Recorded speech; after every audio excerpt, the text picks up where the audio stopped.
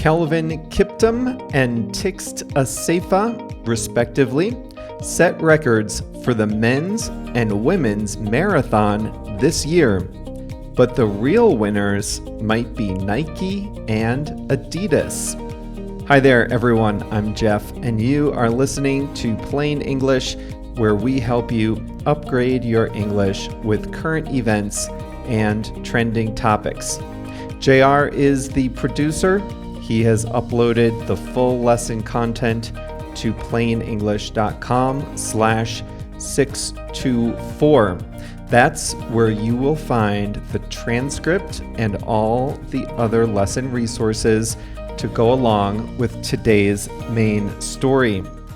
Speaking of today's story, there is a new world record in the men's marathon, and there is a new world record in the women's marathon. Both were set this year within weeks of each other. Setting a marathon record is an outstanding feat, not just for the runner, but for shoe companies too. In the second half of today's lesson, I have for you possibly the least useful phrasal verb we've ever discussed. But if we don't talk about it today, then we never will. It's lace up. And we have a quote of the week too. Let's get going.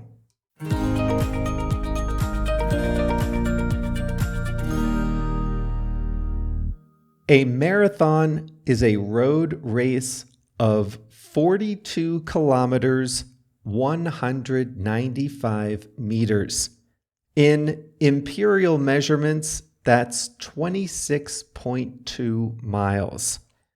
Legend has it that a Greek messenger ran from the city of Marathon to Athens to announce victory in a battle. And then, having arrived and given his message, he died from the exertion. That story may or may not be fully true, but here's something that is true. Marathoning, the sport of running 26.2 miles, is more popular than ever. There are over 800 official marathons around the world. The biggest, New York, London, Chicago, Berlin, Tokyo, they attract tens of thousands of runners each year, the vast majority amateur. But some runners run to set world records, and a new generation of super shoes is helping them do it. How fast do you think the world record is? In 1908, the world record was 2 hours, 55 minutes. The record steadily fell until 1970, when it reached 2 hours, 9 minutes, a reduction of 46 minutes in 62 years. Then, elite male runners seemed stuck at about 2:09. For well over a decade, it seemed that humanity had reached its peak performance. And then a curious thing happened starting in 1999. The world record started to fall more quickly than in the recent past. And now, 5 minutes have come off the record in the last 10 years. An astonishing pace considering what had come before. Last month, Kenya's Kelvin Kiptum set a new world record in the Chicago Marathon, 2 hours, 35 seconds. Could it be that men are getting faster again? Maybe, but there's another factor that has emerged in the last 2 decades, and that is the super shoe. Kelvin Kiptum was wearing Nike's new Alpha Fly 3 running shoes. They're so new, they're not even available to purchase in stores yet. They're part of a new generation of shoe technology that's changing the world of marathoning. And it's not just on the men's side. In that same Chicago Marathon, Ethiopian Sifan Hassan won the women's race wearing the same shoe, the Alpha Fly 3 prototype. She ran the second fastest marathon ever. When was the fastest for a woman? It was just weeks before in Berlin. Tigst Assefa, also from Ethiopia, set the women's record wearing Adidas's high-end marathoning shoe. The new generation of marathon shoes differs from running shoes you might find in a typical sporting goods store. They are extremely lightweight. The Adidas shoe is just 138 grams, 40% lighter than the company's other premium racing shoes. The sole, the part between your foot and the road, is also thicker, but made with ultra lightweight foam. By making it lighter and thicker, the foam sole absorbs more pressure on every step, and it also returns more energy to the runner. That's a fancy way of saying it's bouncier. So every time a runner pounds her weight onto the ground, the shoe helps her bounce up into her next step. The new shoes also feature a carbon plate inserted into the sole. The carbon plate does 2 things. First, it prevents the shoe from bending. When a shoe bends, energy is wasted. So the carbon plate makes the shoe more rigid. And the plate is a curved shape, so it makes the shoe rock forward and back.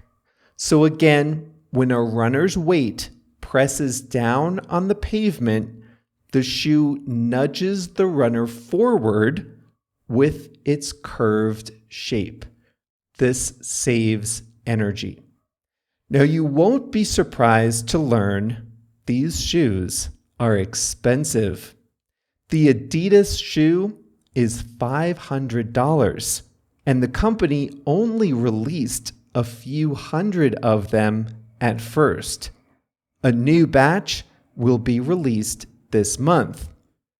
Nike's latest generation will be available next year.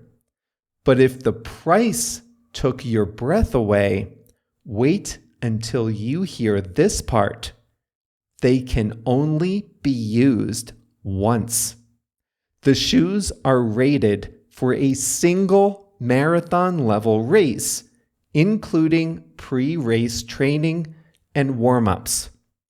So every time elite runners compete, they'll lace up a new pair of $500 trainers. Is any of this cheating?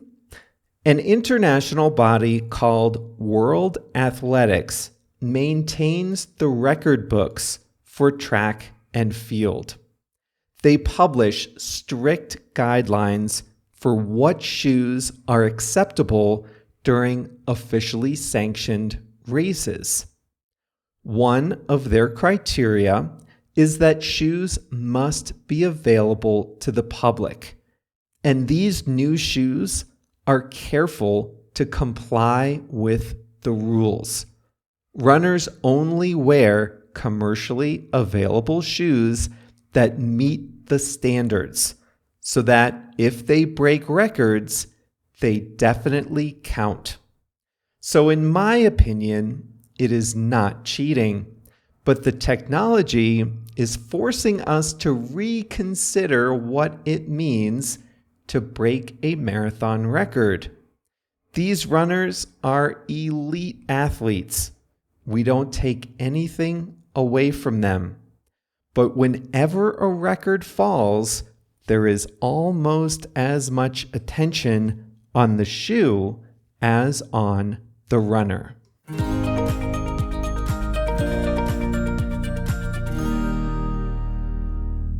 I don't know what that messenger in ancient Greece was wearing, but I doubt it included a carbon fiber plate.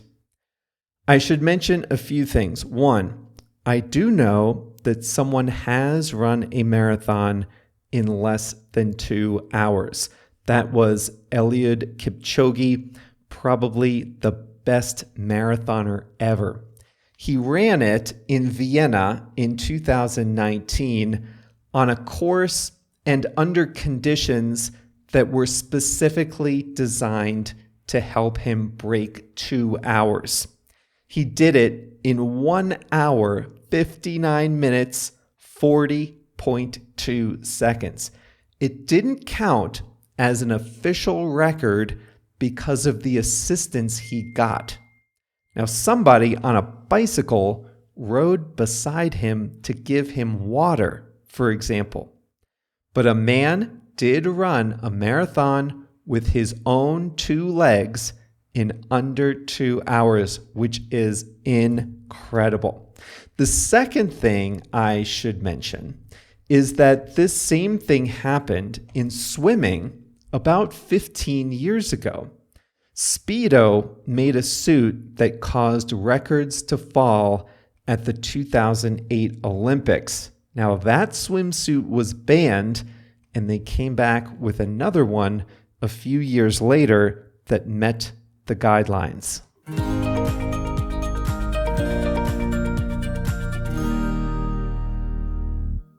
Here's a quick quote for today. The greatest weapon against stress is our ability to choose one thought over another. That is from William James, a philosopher and psychologist. I'm working on that. I think I'm getting better. So here it is again from William James. The greatest weapon against stress is our ability to choose one thought over another.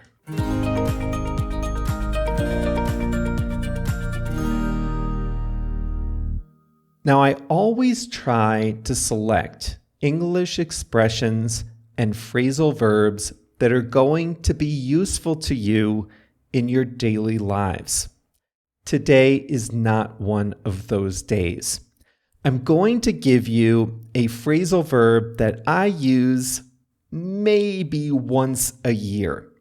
I checked the archives and I have used it exactly once in the voluminous history of plain English.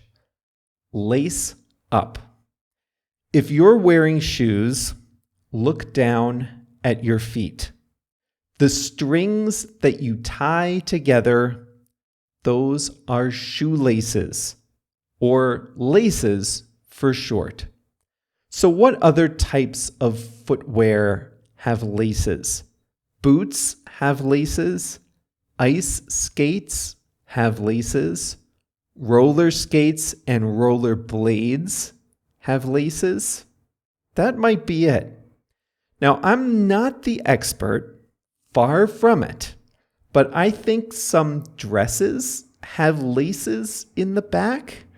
I can think of a scene from the movie Titanic in which Rose's mother is tightly pulling and tying laces on the back of her dress so you can lace up a dress. Boxing gloves sometimes have laces. Your coach can lace up a pair of boxing gloves for you. But for the most part, you're going to use this with footwear. Now, if you go to your closet and pull out some shoes or boots, if you put them on your feet and if you tie the laces, you just tie your shoes. That's not lace up. Lace up is when you first put the laces onto the shoes and fasten them onto your feet. You can also use this if you put on a pair of shoes after a long time of not using them. But if you just take your shoes off and then put them on again later or the next day, you don't lace them up again, they're ready for you to tie. But if one of your shoelaces breaks, or if you buy a new pair, you'll lace your shoes up. You put the laces on for the first time and fasten the shoe into place on your foot. Now, very often, this is used as a metaphor for doing some kind of sport or activity that involves shoes with laces. And that's how I used it today. I was talking about the new Nike and Adidas running shoes, the ones super fast marathoners wear. Those shoes are rated for just one competition. They're not designed to hold up for more than one long race. So I said, if you want to wear these shoes, you'll be lacing up a new pair every time you run a marathon. You'll lace up a new pair because you're going to be using a brand new pair. You're going to be putting the laces on for the first time every time you run a race. Now, if you live in the northern hemisphere, it's probably getting cool right about now. And if you live really far north, you might be getting ready to lace up your ice skates. In the coldest places, the rivers and local ponds and lakes might freeze over come December or January. And you'll be ready to lace up your ice skates.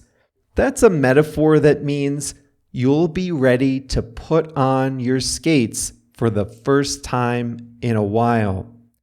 Do you really put new laces on every year? Maybe, maybe not. But this is a metaphorical way of saying you're going to start doing that activity. You're going to start ice skating again. I told you about my road trip to Yellowstone National Park a few years ago.